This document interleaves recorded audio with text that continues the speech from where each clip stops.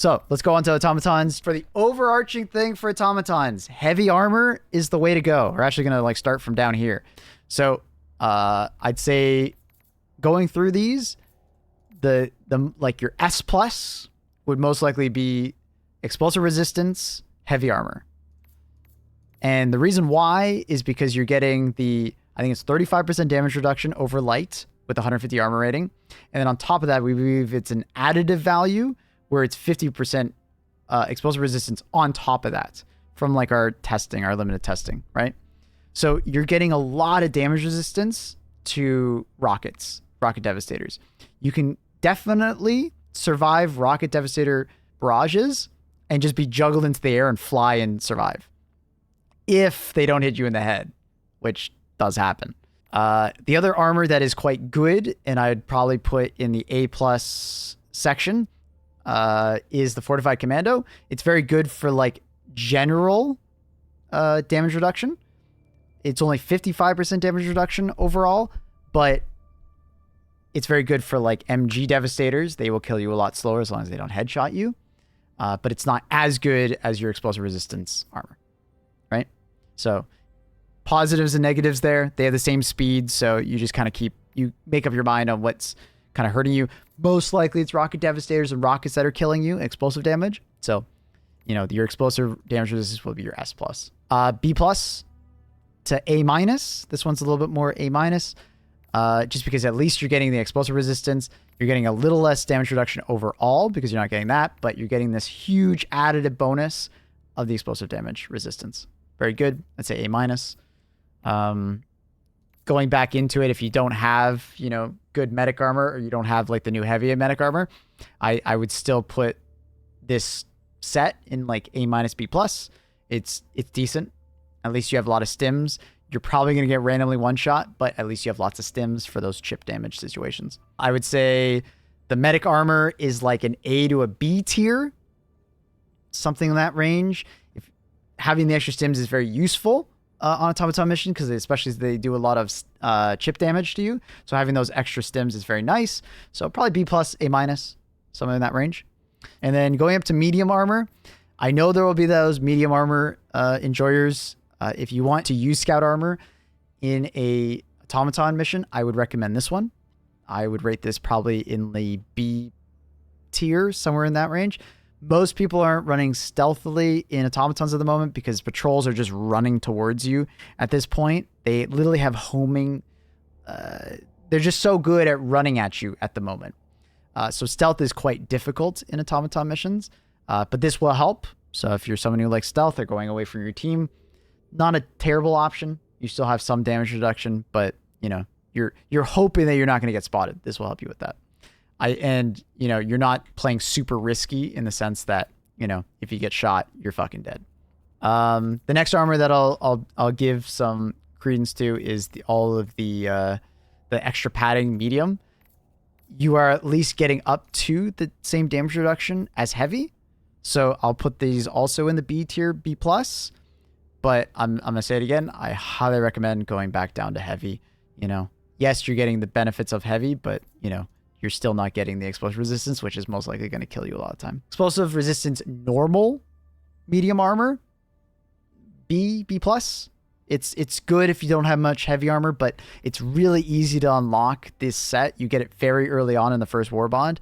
I would just recommend going for heavy at that point. Electric conduit, I wouldn't really recommend arc thrower or Tesla tower in automaton missions. They don't work nearly as well as other support weapons, but it's okay. It's like a B tier if everybody's using arc thrower. I could see a team of nothing but arc throwers do pretty well in automaton missions. You just don't have a lot of range, and on certain planets, line of sight could be a problem. So extra grenades aren't really necessary in automaton missions. You're most likely going to be using your stratagems or your support weapons to blow up the buildings, just because they're like super effective versus it. So I find like the grenades not as useful. Like, unfortunately, there actually isn't any heavy armor with the grenade perk at the moment. So I could see some people like arguing that like, well, I really want my extra grenades. I want the extra stun grenades, which is decent, but you're giving up so much damage reduction to do that. Probably B+. Because stun grenades are very powerful versus automatons. And if you really are having trouble with like picking a support weapon that can deal it, or you don't want to bring a stratagem that can deal with automaton facilities, you know, I can see the point being made. And some people would probably enjoy the recoil reduction while using certain weapons like the AMR, so they can do faster back-to-back shots. I could see that point. So B+. You know, it's not a terrible choice. The lethal, I see some people talk very highly of it, and I can agree. You can at least survive headshots from rockets and things like that. The problem lies more in the fact that you're going to have to be a very lucky individual to survive rocket barrages, because rocket barrages come in, I think it's 3 or 4 rockets at a time. So you need to win a lot of 50% rolls in order to survive. There's a lot of individual points of damage, and you're just rolling and you're flipping the coin every time they throw those rockets at you. And you even have to survive the roll at the end, because if they send you flying, the impact damage of you hitting the ground again can also kill you. Definitely more of a bug armor piece than a robot armor piece. The extra throw distance, same thing as with the bugs.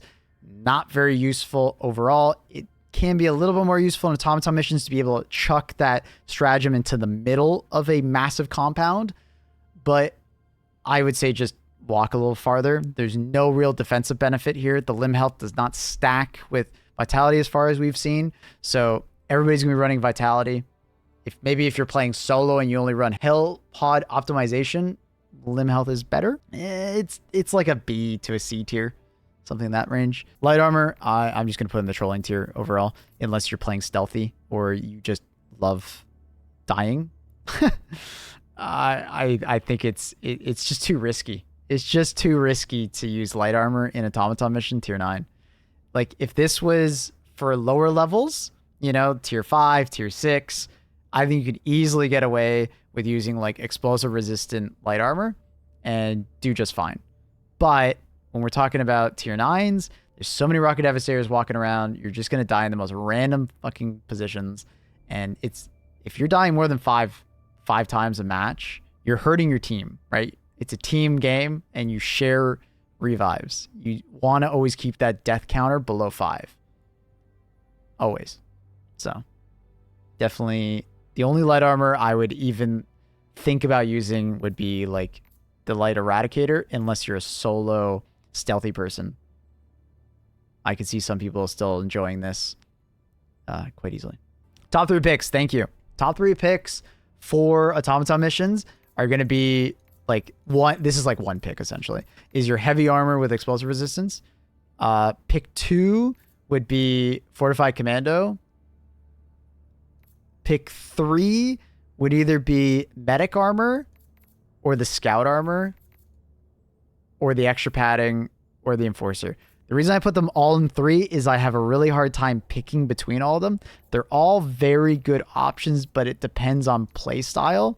If you love your stims, you're going to love this one.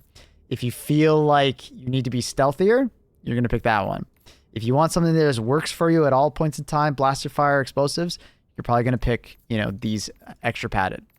If you want to feel like you're somewhere in between medium, but you don't want to be as slow as heavy, that's when you're going to go for this one.